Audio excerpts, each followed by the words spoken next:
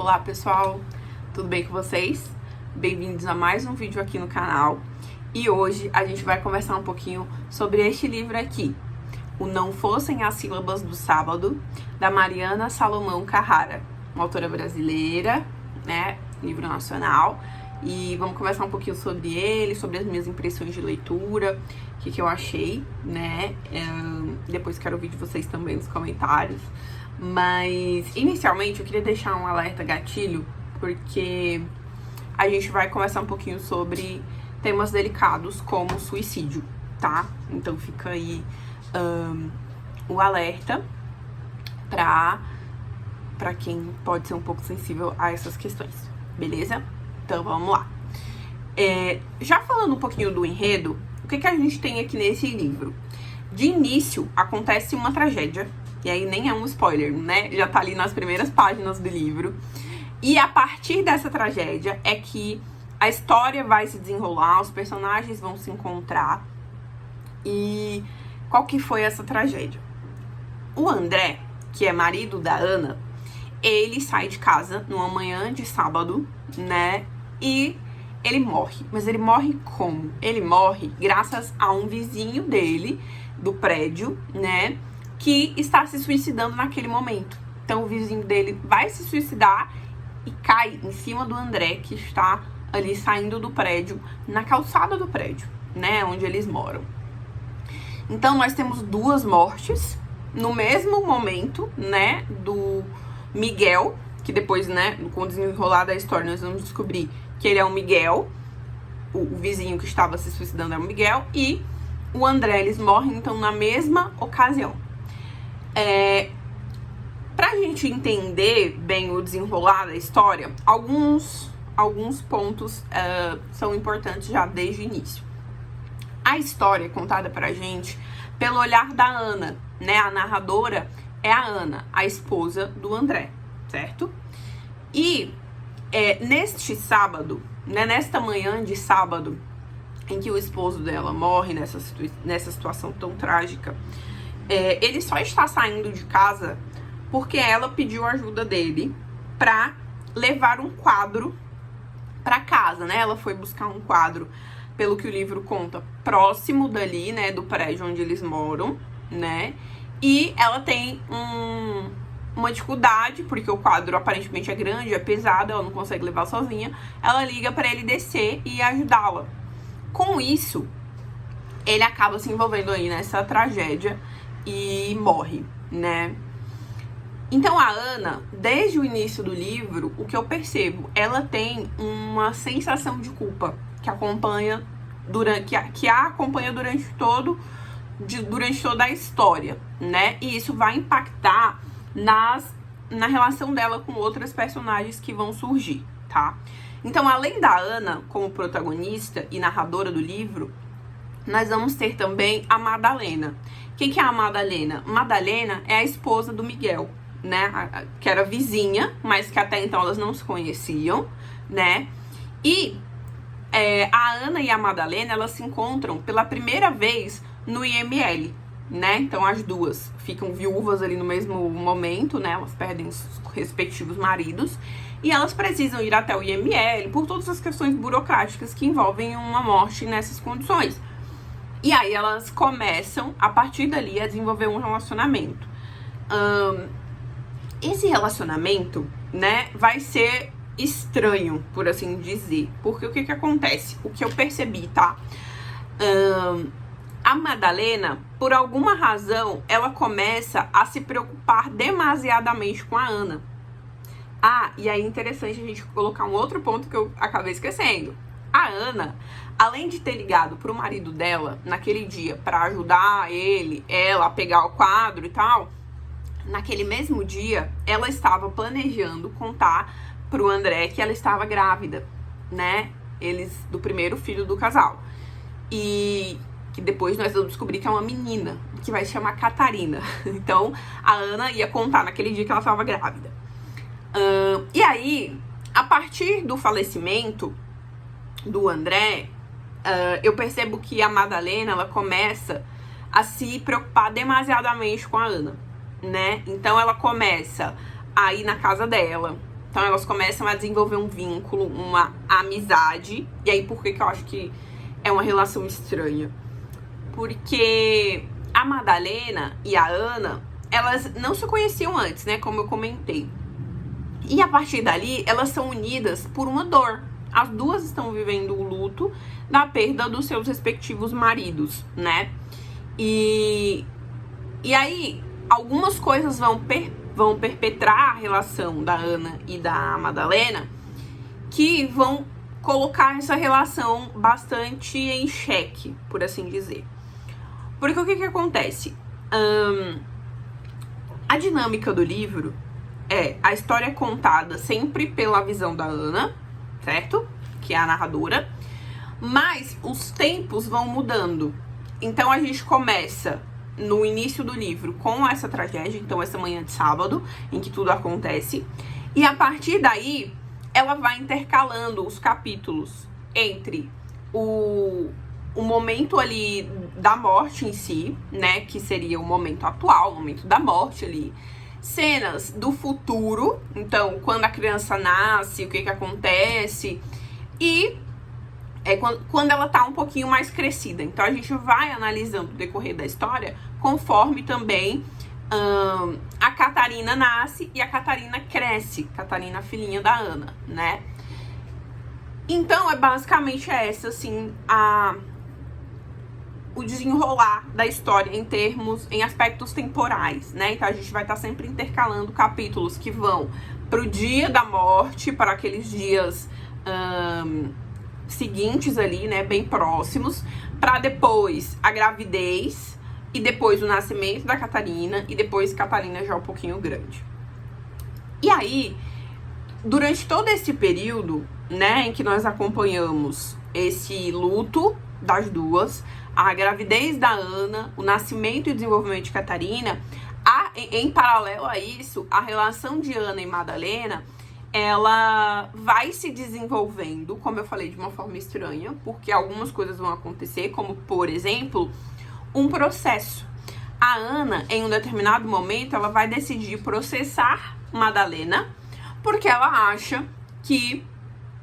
na verdade, o que eu percebi é que ela foi meio que ludibriada por um advogado a exigir uma espécie de reparação, né, da Madalena, tendo em vista que o André morreu na tentativa de suicídio do Miguel, né? Então ela acha que ela merece ser reparada financeiramente. Ela entra então com um processo buscando essa indenização. E então isso aí, por exemplo, é um capítulo que estremece a relação das duas, que, ao meu ver, é uma relação de amizade, e a autora fala isso também em algumas entrevistas que eu pude ouvir, né, dela.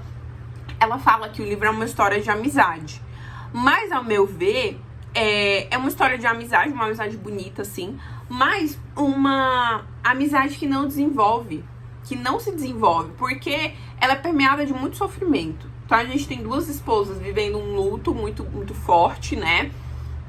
O luto da perda de um marido. Então tem muito sofrimento nas conversas, muito sofrimento em todo, assim. A narrativa da Ana, ela é sempre muito, como eu falei, né, muito permeada por uma sensação de culpa, porque se ela não tivesse... E aí tem muito isso, né, no decorrer da história, o se. E se ela não tivesse ligado pro André? E se eles não tivessem mandado fazer o quadro? E se ela tivesse saído em outro momento? E se o porteiro tivesse parado pra conversar um pouquinho com ele? E se o portão trava? E se alguma coisa acontece, né? Então ela fica muito tempo ludibriando, assim, os cis que poderiam evitar a morte do André naquela situação tão trágica, né? Então, pelo lado da Ana, eu vejo muito isso, essa sensação de culpa latente, assim, e esses questionamentos do se. E também, por outro lado, eu vejo, também por parte da Ana, uma comparação com relação à dor da Madalena. Eu vejo que sempre há ali, por parte da Ana, uma tentativa de medir mesmo quem que tem uma dor maior, quem que tá sofrendo mais. É como se a Ana se sentisse uma viúva superior a Madalena. Não sei se pela questão filho, pode ser, mas na narrativa dela percebe-se que o tempo inteiro ela tá tentando deixar muito claro que ela tá sofrendo mais. Que o luto dela é muito pior, né? E aí fica um ponto que eu me questionei, né? Assim, não é nem questão de me questionar, que eu refleti. Nós temos a história pela visão da Ana. E seria muito interessante, fica aí a dica, para caso um belo dia Mariana assista esse vídeo, ela poderia escrever a história pela ótica da Madalena. Porque eu fiquei muito curiosa pra ter a visão da Madalena em alguns cenários, assim, sabe? Muito específicos. Entender como que a Madalena tava se sentindo, como ela tava lidando com esse luto, né?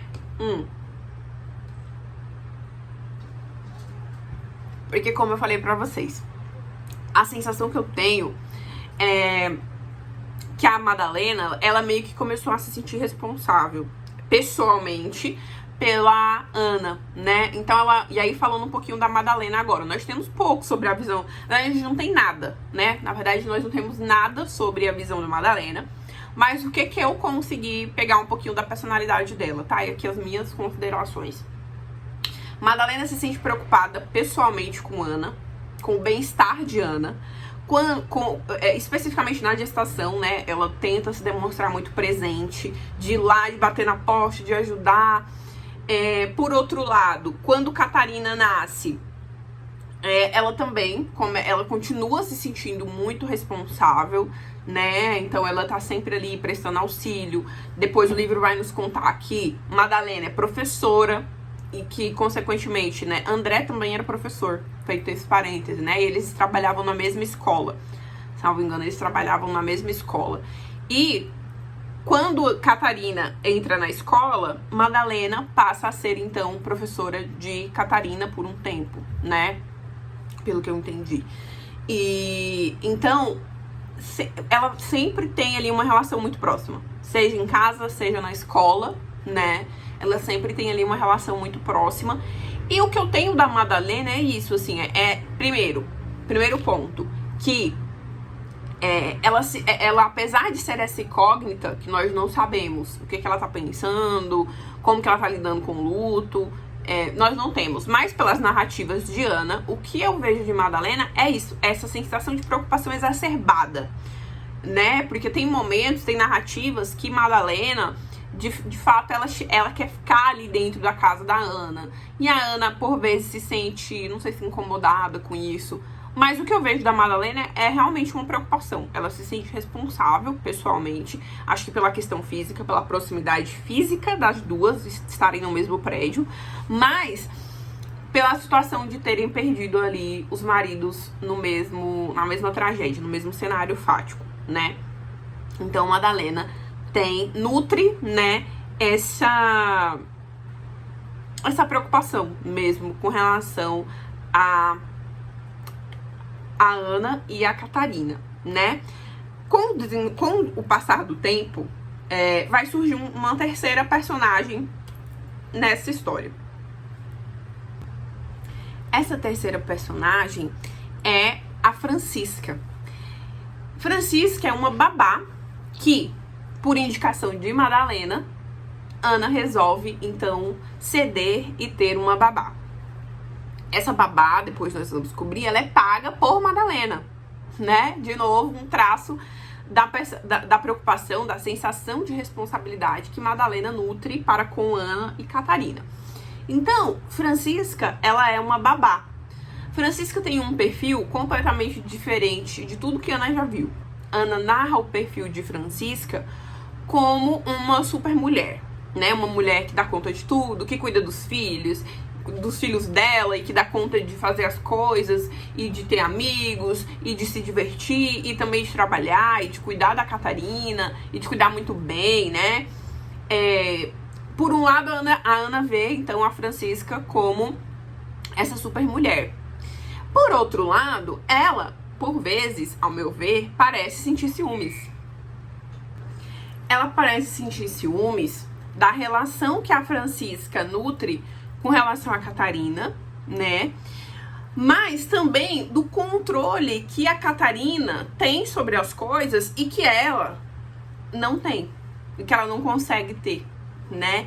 Então, a relação com a Francisca, né? Que a Francisca parece deter ali um controle das coisas que a Ana não tem, que a Ana não consegue ter, né? Eu até acho que Ana tenta desenvolver ali uma amizade com Francisca, mas ela não consegue. Chega um momento também que elas começam a ter, como que eu vou dizer? É como, assim, como é a Madalena que paga o salário da Francisca, Madalena orienta a Francisca a fazer determinadas coisas, a agir de determinada forma.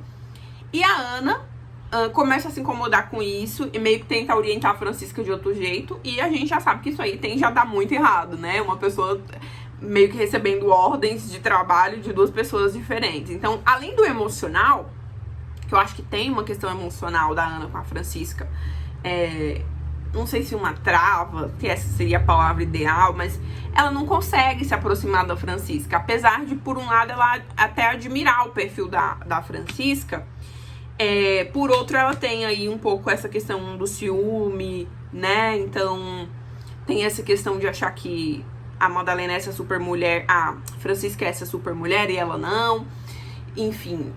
Aí, além disso, tem essas questões práticas que parece que vão realmente começando ali a azedar a relação, porque a Ana perde o controle e a Francisca tá completamente controlada, né, pela Madalena, dentro da casa dela. Então, as coisas começam ali meio que a degringolar, né, nesse ponto.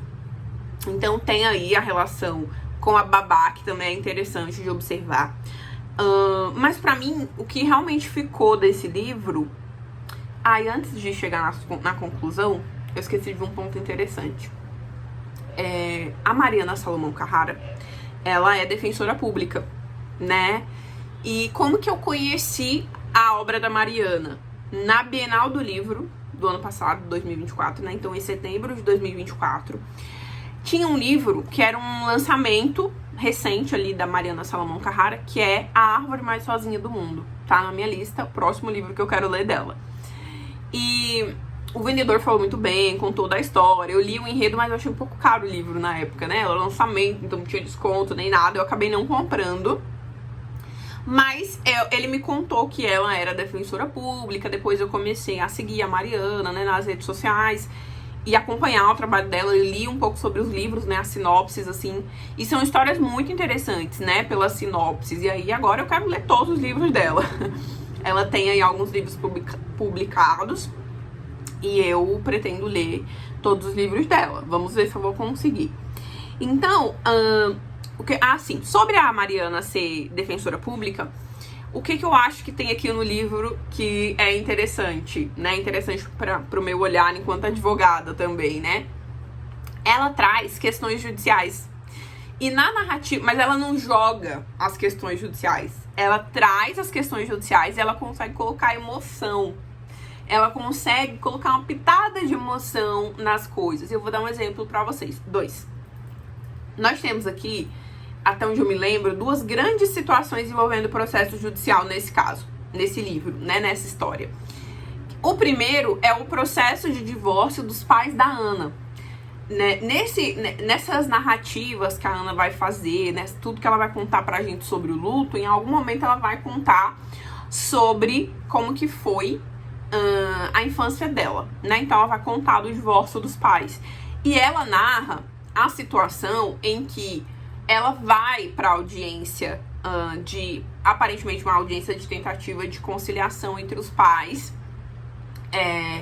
que não era feita nos moldes atuais, né? Porque ela narra que é uma audiência, mas que eles estão tentando chegar a um acordo. Então tem os advogados, tem os pais dela, né? O pai de um lado, a mãe do outro, tem o promotor, tem o juiz, né? E ela narra as emoções da Ana naquela audiência. Eu achei magnífico, porque ela consegue descrever exatamente o cenário de uma audiência, né? Como que é, inclusive com as suas tensões, porque é um cenário tenso, né? Independente de você já fazer aquilo há muito tempo, tipo assim, eu já faço audiência há muitos anos, mas ainda assim, pra mim, todo momento Todas as vezes que eu preciso fazer uma audiência, não é um momento, legal, agradável e tal. Tipo, não, sempre tem ali uma pitadinha de tensão, né? Não é o melhor dos cenários. E a Mariana, ela consegue narrar dessa forma, demonstrando como que aquele ambiente é tenso, tudo que tem ali envolvido, né? Ainda mais nesse cenário de divórcio, em que o pai tá ofertando uma pensão pra ela, né? Pra custear a Ana. A mãe tá do outro lado e ela tá do lado da mãe dela, porque ela mora com a mãe dela, então ela fica ali. E é muito interessante ver o que ela está sentindo, que é uma coisa que eu sempre me preocupo muito nesses casos que envolvem direito de família, né? As questões relativas às crianças exigem bastante cuidado, né? Seja no trato, no eventual depoimento e até em casa. A forma como os pais conversam em casa com as crianças sobre esses temas é muito importante para a própria construção da identidade da criança. E é muito interessante ver o quanto a Ana ela foi tocada por esse momento, quanto aquele momento marcou a vida dela, sabe? Então ela narra assim com muita emoção esse momento e a gente sente isso lendo, né? E um outro processo, um outro momento em que nós temos um processo judicial, salvo engano, não chega a ter uma audiência, mas tem uma reunião entre Ana, advogado de Ana, Madalena e advogado de Madalena. Naquela situação que eu comentei com vocês agora há pouco, que a Ana decide processar a Madalena por conta ela decide pedir uma indenização, né? Então, elas marcam ali, não tem uma audiência em si, mas tem uma reunião em que a Ana e o advogado dela se encontram então com Madalena e o advogado dela. E aí, de novo, existe uma narrativa brilhante da Mariana de tudo que tá envolvido naquela cena, sabe? Naquela reunião, os livros, assim, tem a narrativa da Ana observando o escritório do advogado, os livros com os títulos, assim, muito conhecidos pra gente que é do direito, né? Então tem lá, sei lá, Código de Civil, curso de Direito Civil, alguma coisa nesse sentido, sabe? E aí a narrativa da Ana, daquele ambiente, da tensão daquele espaço, né? De como ela está se sentindo para além do que aquele ato representa, é brilhante, brilhante, brilhante nos dois cenários, sabe? E aí, para uma pessoa que é uma jurista, né, porque ela é uma defensora pública, eu achei muito interessante ela trazer essa visão que sai do raso, sabe? Essa narrativa que sai do, era uma audiência que o juiz falou isso, o promotor falou que não, ela vai explorar os sentimentos da Ana na audiência do divórcio dos pais e o sentimento dela e da Madalena, né, ali, o que elas estavam, como que estavam, as percepções daquele momento, para além só do formalismo, do que aquilo representa formalmente falando. Então eu achei brilhante, achei muito bom, né? Então esses detalhes envolvendo processos judiciais que eu imagino que a Mariana consiga trazer com muito brilhantismo, porque ela é aí do mundo jurídico, né? E ela consegue então colocar uma pitada de emoção que eu achei que ficou muito bom mesmo, né? Mas, e aí agora caminhando para as considerações finais, o que pra mim ficou desse livro é como o luto afeta de forma diferente cada pessoa. Eu já falei de luto aqui no vídeo em que eu falo sobre intermezzo, né? Se você ainda não assistiu, fica aí a dica, vá assistir o vídeo sobre intermezzo, o livro da Sally Rooney, que eu li recentemente também, e que tem muitas questões envolvendo o luto. E eu gosto muito de ler sobre luto, porque eu até hoje ainda vivo, né? Eu não sei quando, não sei se a gente pode estabelecer um lapso temporal pra dizer, não, hoje eu não vivo mais o luto da perda de uma pessoa. Acho que não funciona assim. Então eu perdi minha mãe há 5 anos e até hoje, sim, eu acho que eu lido com o luto da perda dela, né? A questão é que você vai. E aí onde eu falava, né? Eu acho que cada pessoa vai ser afetada pelo luto de uma forma diferente. E nesse livro a gente vê isso muito claramente com relação a Ana e Madalena. Porque, apesar de nós não termos a ótica da Madalena no livro, nós vemos que as atitudes dela são completamente diferentes.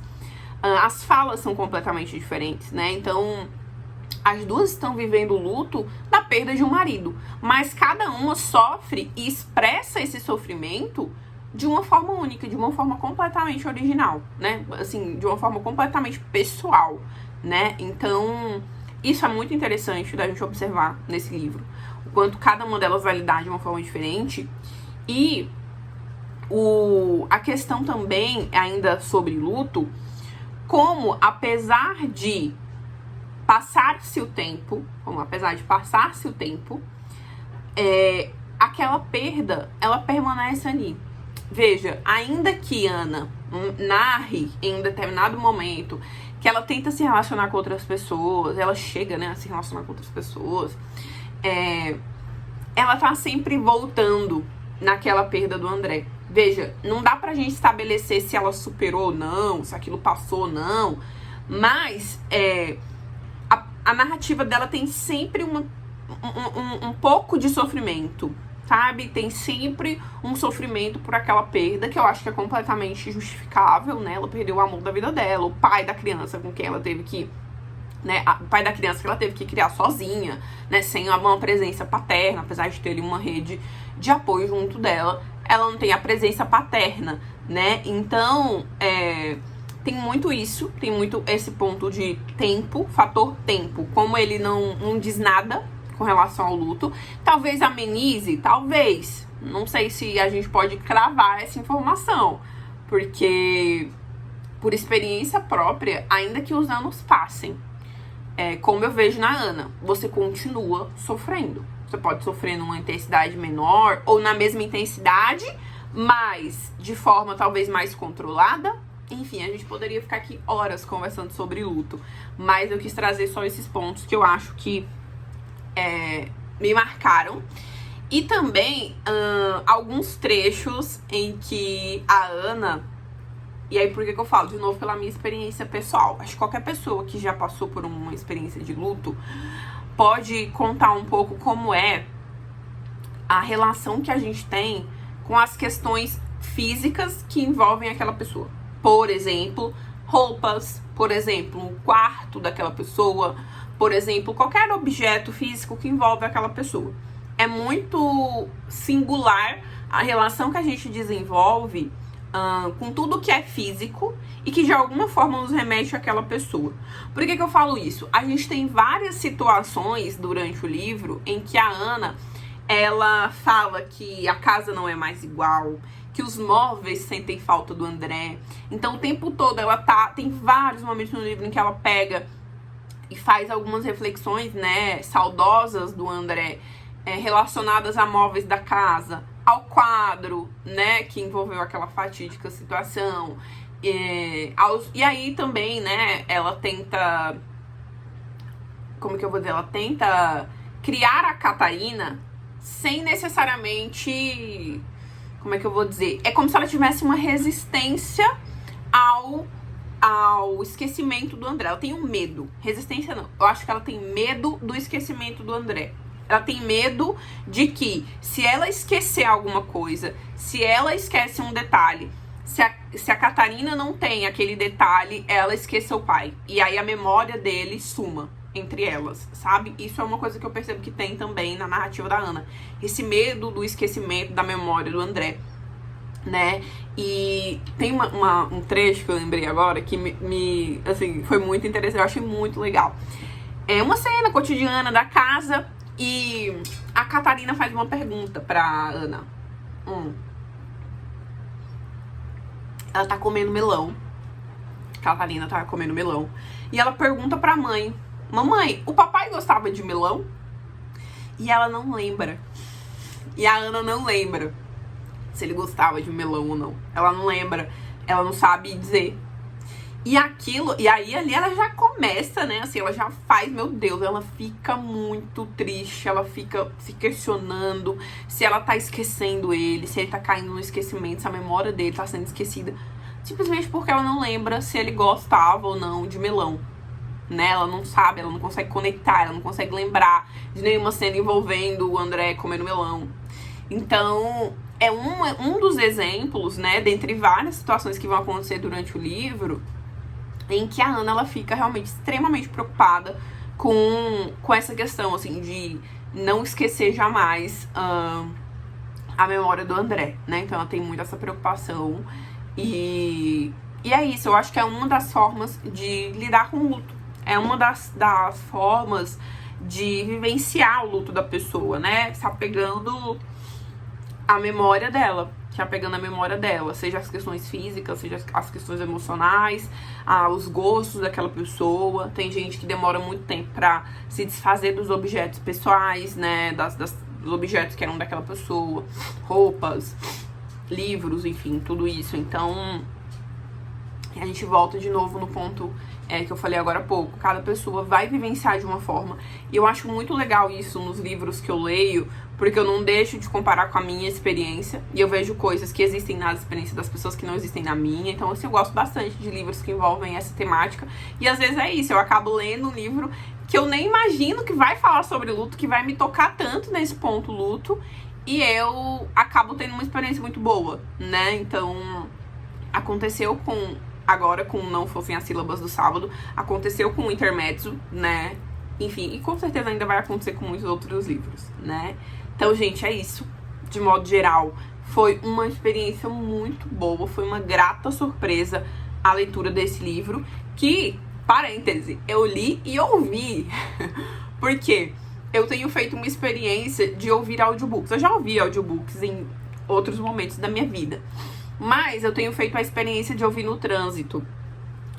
Nem sempre eu consigo, tá? Nem sempre eu consigo, não é o melhor cenário pra mim, apesar de estar bem acostumada a ouvir podcast. Mas só ouvir o livro ainda é uma coisa aí que eu estou trabalhando. Como que eu gosto de ouvir o audiobook? Aí vocês podem até achar ridículo isso, mas como que você vai ouvir o audiobook e ler ao mesmo tempo? É assim que eu gosto. Eu gosto de ouvir o audiobook enquanto eu leio. Foi o que eu fiz com esse livro aqui, na maior parte do tempo, né? Eu ouvia o audiobook e lia aqui no Kindle o livro, né? Então, eu já fiz isso com livro físico também. E pra mim, a melhor experiência é ouvir enquanto eu leio, né? Então, eu fico completamente imersa, né, na história, e é muito bom. E uma curiosidade, eu uso a plataforma Audible pra ouvir livros, né, pra ouvir audiobooks. Tenho usado a Audible. E uma curiosidade, esse livro é narrado pela própria Mariana Salomão Carrara, e eu achei ótimo, achei incrível, porque assim, o que eu acho, tá? Que quando é uma terceira pessoa que narra, não é o autor, uma outra pessoa que narra, a entonação dos personagens, o tom de voz, é tudo uma criação do narrador, né? Da pessoa que tá lendo ali o audiobook, né? Que tá fazendo a narração do audiobook. Por outro lado, pela autora, ela tá traduzindo exatamente aquilo que ela pensou, a entonação que ela deu para aquele personagem quando ela escreveu a história, né? Então eu acho que fica bem fiel, realmente, ali ao texto, né?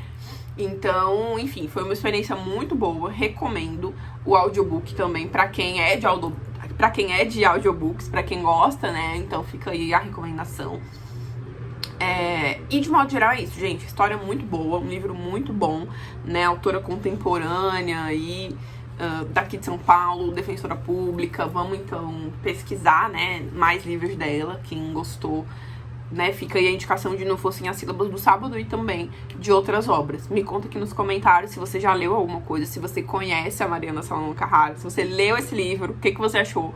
Vamos trocar uma figurinha, porque esse livro realmente, ele me marcou muito, né? Eu li agora no começo de fevereiro e ele ficou assim, ó, vários dias ecoando na minha cabeça, né? Eu li ele em poucos dias, assim. Não é um livro muito longo, mas eu devorei, porque eu realmente, depois que você começa a história, você fica muito imerso. É muito difícil de largar, tá bom? Então, fica aí a dica. Livro ótimo, né? E é isso. Vamos trocar aqui figurinhas nos comentários sobre essa leitura, tá bom? Não esqueça, então, se você gostou desse vídeo, se você gosta do conteúdo que tem aqui, deixe seu like, se inscreve no canal e muito obrigada. Até o próximo vídeo. Tchau!